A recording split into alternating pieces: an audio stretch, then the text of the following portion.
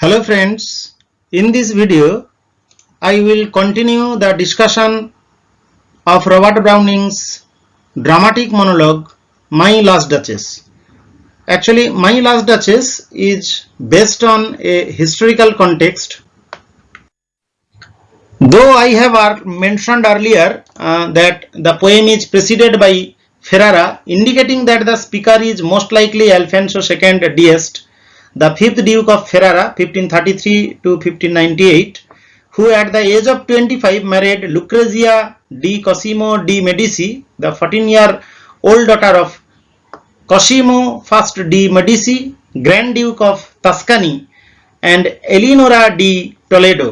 ফলে এলিনোরা এবং কসিমোর 14 বছর বয়সী মেয়ে লুক্রেজিয়া ডি মেডিসির সঙ্গে ডিউক অফ ফেরারার বিয়ে হয়। ডিউক অফ ফেরারা 25 বছর বয়সে বিয়ে করেন 14 বছর বয়সী লুক্রেজিয়াকে।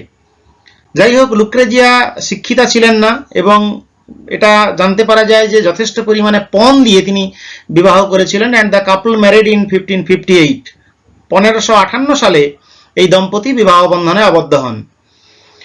He then abandoned her for 2 years before she died on 21st April 1561 at age 17. কিন্তু আমরা ইতিহাস থেকে এটাও জানতে পারি যে 21শে এপ্রিল 1561 সালে 17 বছর বয়সে লুক্রেজিয়ার মৃত্যুর আগে 2 বছর তিনি তাকে পরিত্যাগ করেছিলেন। অনেকে সন্দেহ করেন যে প্রায় বিষ প্রয়োগ করে তাকে মেরে ফেলা হয়, আবার অনেকে বলেন যে না, টিউবারকিউলোসিস রোগে তিনি আক্রান্ত হয়ে মারা যান। আবার এটাও জানা যায় যে অনেক গুজব রয়েছে যে আলফোনসো সেকেন্ডের শত্রুরা তারা এই বিষ প্রয়োগের ঘটনাটা রটিয়েছিলেন। যাই হোক, লুক্রেজিয়া ডি মেডিসির মৃত্যুর পরে ডিউক অফ ফেরারা আবার বারবারার পানি গ্রহণ করেছিলেন। বারবারা ছিলেন 8th daughter of Holy Roman emperor Ferdinand first and Anna of Bohemia and হাঙ্গারির 8ম কন্যাকে বিয়ে করেছিলেন। যাই হোক, কাউন্ট অফ টাইরলের একজন দূত এসেছিল যে কিনা নেটিভ অফ ইন্সব্রাক, যার নাম হচ্ছে নিকোলাস ম্যাড্রুজ, যিনি এই কথোপকথনের মধ্যস্থতা করতে আসেন। Madruzzo is presumably the listener in the poem. এই কবিতায় আমরা যাকে লিসনার হিসাবে পাচ্ছি তিনি হচ্ছেন এই নিকোলাস ম্যাড্রুজ, যদিও তার নামের উল্লেখ নেই। এবং অন্যান্য চরিত্ররা যারা এখানে রয়েছে, painter Fra Pandolf and sculpture Claus of Innsbruck, এগুলো সব ফিকশনাল দুজন শিল্পীর নামোল্লেখ এখানে রয়েছে। ফলে এই হিস্টোরিক্যাল কনটেক্সটের উপর বেশ করে তিনি একটা জেনারেলাইজড স্টোরি কিন্তু আমাদের বলেছেন। Next lines 6 to 10. Fra Pandolf by design, for never read strangers like you that picture countenance, the depth and passion of its earnest glance, but to myself they turned, since none puts by the curtain I have drawn for you but I. Fra Pandolf, Fra Pandolfের reference আমরা পাচ্ছি। Fra means brother, so it shows that he is a monk or friar, and he is commissioned by the duke to paint the woman, likely based on Fra Lippo-Lippi. তার নামটা Fra Pandolf, Fra Lippo-Lippi নামের সঙ্গে সাযুজ্য রয়েছে। was a very famous monk painter whose work can be seen in the Uffizi Gallery. He also had an affair with one of the portrait models. অনেকে বলেন যে মডেলসদের মধ্যে একজনের সঙ্গে তার একটা অ্যাফেয়ার ছিল। তা যাই হোক, সেই Fra Pandolf by design, for never read never examined strangers like you, তোমার মতো স্ট্রেঞ্জাররা অর্থাৎ বাইরে থেকে যারা আসেন অপরিচিতরা বুঝতে পারেন না দ্যাট পিকচার কাউন্টেনেন্স। এখানে পিকচার কাউন্টেনেন্স বলতে ছবিতে থাকা সেই মুখটির কথা বলা হচ্ছে।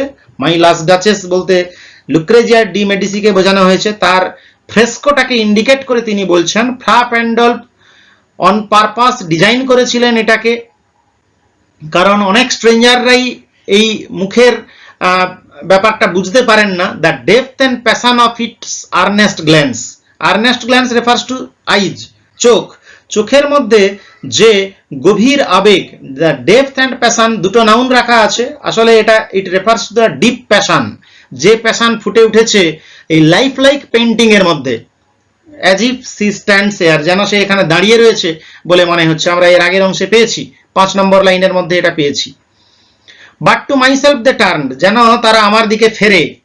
Since none puts by the curtain, যদিও কেউ এই পর্দাটা সরাতে পারে না। I have drawn for you, যে পর্দাটা আমি তোমার জন্য সরিয়েছি বাটাই। ফলে এখানে দেখো এই আই এর উপরে প্রাধান্য আমরা দেখতে পাচ্ছি, দুবার এই একটি বাক্যে আই ব্যবহার করেছেন। ফলে I is used twice to indicate duke's authoritarianism and possessiveness. ফলে ডিউক যে একজন অথরিটেটিভ পারসন, পজেসিভ হাজব্যান্ড, সেগুলো আমরা রেফারেন্স পাচ্ছি। আর এই যে ব্র্যাকেটের মধ্যে পেরেনথেসিস রয়েছে, অর্থাৎ দুটো ব্র্যাকেটের মধ্যে তিনি তার মনের ভাব প্রকাশ করেছেন। Parenthetically the duke mentions that he is always the one there to answer this question because nobody else is allowed to draw back the curtain that hangs over the portrait. হয়তো তিনি এই এনভয়ের চোখে এমন একটা দৃষ্টি দেখেছেন যে আপনি আমাকে একটা বিস্ময়কর দৃশ্য দেখালেন, এবং ডিউক সেটা বুঝতে পেরে তিনি নিজেই বললেন যে আমি ছাড়া কেউ এই পর্দা সরাতে পারি না। অর্থাৎ আমি কন্ট্রোলার, তিনি যে কন্ট্রোল করেন, এটার দ্বারা তিনি দুটো জিনিস ইন্ডিকেট করছেন। নাম্বার ওয়ান, তিনি লাস্ট ডাচেসের যে পরিণতি করেছেন সে ব্যাপারটা একটা ইঙ্গিত দিচ্ছেন, একটা থ্রেড দিয়ে রাখছেন যে তার ফিউচার উড বি ওয়াইফ যিনি হবেন তাকেও তার কন্ট্রোলে থাকতে হবে। ফলে এই দুটো জিনিস, মাই লাস্ট ডাচেস বা লাস্ট ডাচেসের যে পরিণতি হয়েছে সেই একই পরিণতি উড বি ওয়াইফ বারবারা যে হতে চলেছে তারও হতে পারে যদি সে ডিউকের নিয়ন্ত্রণাধীন না থাকে। আসলে during his conversation with the envoy, the duke of Ferrara first shows the portrait of his last or former duchess. তিনি তার লাস্ট ডাচেসকে দেখিয়েছেন ছবিটা, যেটা পার্সনিফাইড একটা picture, painted directly on one of the walls of the gallery, painted by the friar named Pandolf. Fra প্যান্ডলফের চিত্রায়িত ছবিটা তিনি প্রথমে দেখিয়েছেন। The duke keeps this portrait behind a curtain, এবং পর্দার পিছনে এই ছবিটা রাখেন তিনি, and that only he is allowed to draw, এবং তিনি একাই এটা টানার ক্ষমতাধারী। While the servant sits on a bench looking at the portrait, the Duke describes the circumstances in which it was painted and the fate of his unfortunate former wife, এবং তিনি পরপর ক্রমশ পরিষ্কার করে বলছেন যে কিভাবে ফ্রা প্যান্ডলফ নামক একজন আর্টিস্ট এটা এঁকেছেন এবং তার পরিণতি কি হয়েছিল সেই কথাটা তিনি বর্ণনা করছেন। আসলে এই যে একজন সিঙ্গল স্পিকার, একজন সাইলেন্ট লিসনারকে কবিতায় মনোলগের মধ্য দিয়ে প্রকাশ করছেন, তার সাবজেক্টিভ নেচার, ক্রিটিক্যাল জাংচার এবং তার নিজের চরিত্রের যে নেগেটিভ পয়েন্টসগুলো সেগুলোকেও সে ডিসকাশন করছে, নিজের অজান্তেই সে তার নিজের নেগেটিভ ক্যারেক্টারটাকে তুলে ধরছে। এই ধরনের কবিতাকে বলা হয় পার্সোনা পোয়েম বা dramatic monologue. Dramatic monologue usually includes all or a few of the following elements. এখানে অনেকগুলো পয়েন্টস বলা হয়েছে। সব ড্রামাটিক মনোলগের এই 12খানা 14খানা পয়েন্ট প্রায় থাকে না, কিন্তু সাধারণতভাবে এ থিয়েট্রিক্যাল মনোলগ একটা, এ ফিকশনাল স্পিকার আমরা এখানে যেমন ডিউককে পাচ্ছি, অডিয়েন্স ইজ ইমপ্লয়েড, একজন সাইলেন্ট লিসনার থাকেন বা অডিয়েন্স থাকেন, আমরা সেটা ফিল করতে পারছি যে এনভয় এখানে রয়েছে। দেয়ার ইজ নো ডায়ালগ, আমরা বুঝতেই পারছি এখানে কোনো ডায়ালগ নেই, কিন্তু ডিউকের স্পিচ থেকেই আমরা প্যারেনথেটিক্যালি সব জিনিসগুলো জানতে পেরে যাচ্ছি। এ সিম্বলিক সেটিং, অবশ্যই একটা ক্রিটিক্যাল সেটিং এটা।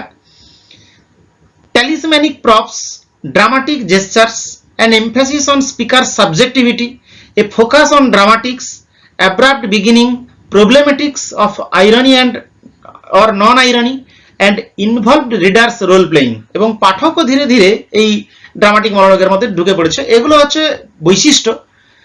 Actually Browning presents all these ingredients in the most appealing and fascinating platter, my last duchess, being his all time masterpiece when it came to dramatic monologue. ফলে dramatic মনোলগের ক্ষেত্রে একটি আদর্শ ideal dramatic monologue is my last duchess, কারণ প্রায় dramatic মনোলগের সমস্ত বৈশিষ্ট্যগুলো তিনি মাই last duchess কবিতার মধ্যে প্রবিষ্ট করিয়েছেন।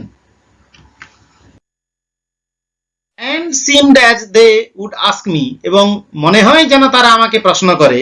আসলে ডিউক যেন বুঝতে পারছেন এনভয়ের দৃষ্টি থেকেও এমন একটি প্রশ্ন যেন আসছে, তাই তিনি নিজেই সমাধান করে দিচ্ছেন, নিজেই উত্তর দিচ্ছেন। And seemed as they would ask me if they durst, যদি তাদের অবশ্য সাহস হয়। They means the visitors, যাদেরকে তিনি এই ফ্রেস্কোটা দেখান, যদি তাদের সাহস হয়, how such a glance came there, তারা হয়তো তাদের চোখে এই কোশ্চেন ফুটিয়ে তোলেন, কেমন করে এমন একটা দৃষ্টি ওখানে এলো, অর্থাৎ ওই ছবিতে কি করে ডাচেসের এমন একটা প্যাশনেট লুক এলো। গ্ল্যান্স মানে প্যাশনেট দৃষ্টি। So not the first are you to turn and ask thus, ফলে তুমি প্রথম নও যে আমাকে এমন প্রশ্নটা করলো। আসলে এখানে ডিউক এটা কিন্তু ইঙ্গিত করছেন যে তোমার সাহস হয় কি করে যে আমার ডাচেসের এই গ্ল্যান্সকে তুমি দেখলে এবং তার উপরে প্রশ্ন করবে না।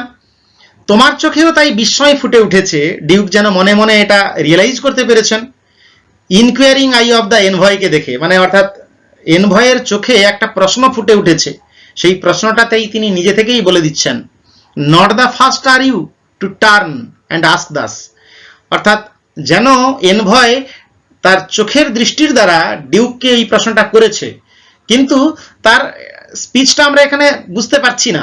ডিউকের কথা থেকেই এটা আমাদের পরিষ্কার, তাই এটা মনোলগ, ড্রামাটিক মনোলগ। ফলে আপনি প্রথম নন যে কিনা আমার দিকে ফিরলেন এবং আমাকে এভাবে প্রশ্ন করলেন। ফলে inquiring eye of the envoy এটা ইন্ডিকেট করছে, ড্রামাটিক মনোলগের বৈশিষ্ট্য এটা। এবং সিঙ্গেল স্পিকারকে আমরা তাই বলতে শুনছি, sir it was not her husband's presence only called that spot of joy into the duchess's cheek. ফলে ডিউক বলছেন এই যে দৃষ্টি, এই যে হাসিময় চোখের ডিপ প্যাশনেট লুক, এটা এসেছে শুধুমাত্র তার স্বামীর উপস্থিতিতে নয়। আসলে আমরা এখান থেকে বুঝতে পারছি this is clearly his private gallery and we are little afraid of what might happen to someone who broke the rules there. ওখানের নিয়ম কানুন ভাঙলে তার যে কি পরিস্থিতি হতে পারে সেটাও কিন্তু তিনি ইঙ্গিত করে বলছেন, sir it was not her husband's presence only, এটা তার স্বামীর উপস্থিতিতে নয় যে কেবলমাত্র ওই হাসিটা আসে।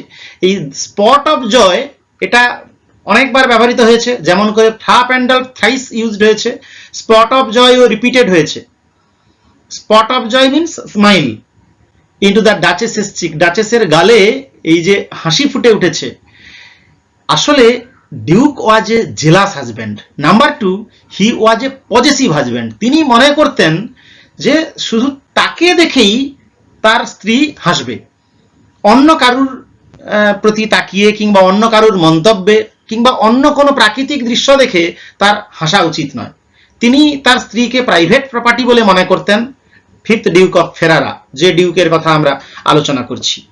তাই ডিউকের পজিটিভনেস তার এই ড্রামাটিক মনোলগের মধ্য দিয়ে আমাদের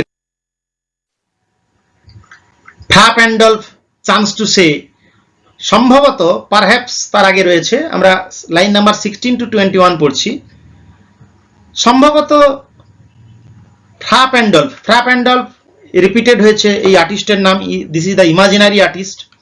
চান্স টু সে সম্ভবত হয়তো বলেছে, her mantle laps over my lady's wrist too much.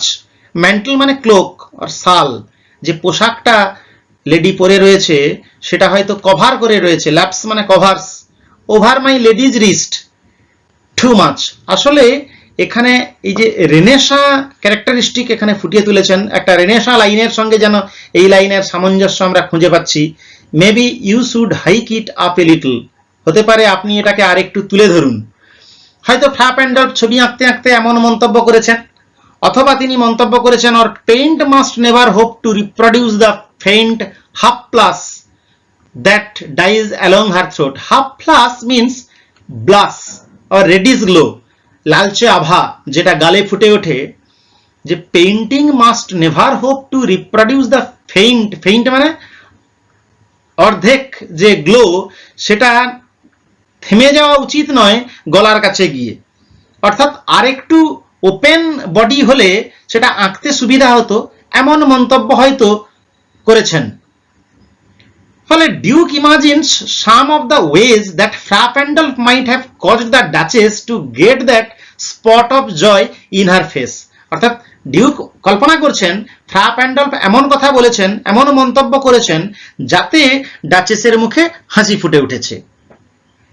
Such staff, এমন মন্তব্য, ওয়াজ কাটসি, সি থট, সে হয়তো ভেবেছিল, and cause enough for calling up that spot of joy. Calling up মানে producing.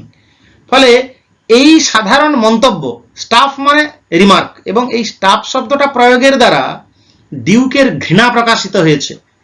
ডাচেসের অতি সাধারণ সরল মানসিকতার প্রতি তিনি ঘৃণা পোষণ করেছেন। যে ডাচেসের এটা কিন্তু একটা পজিটিভ কোয়ালিটি, যে সেন্স অফ ডিসক্রিমিনেশন এবং ডিগনিফাইড স্ট্যাটাস ডাচেসের ছিল না। Duchess was very good innocent lady. তিনি একটা সাধারণ মন্তব্য শুনে তিনি হয়তো ভেবেছিলেন যে এই মন্তব্যটা একটা flatteous courtesy that nobleman would pay to nobleman, এবং এটাই যথেষ্ট ছিল ডাচেসের কাছে হেসে ওঠার, হাফ ফ্লাস দেওয়ার বা রেডিস গ্লো, তার মুখে তাই লালচে হাবা কিংবা হাসি ফুটে উঠেছে।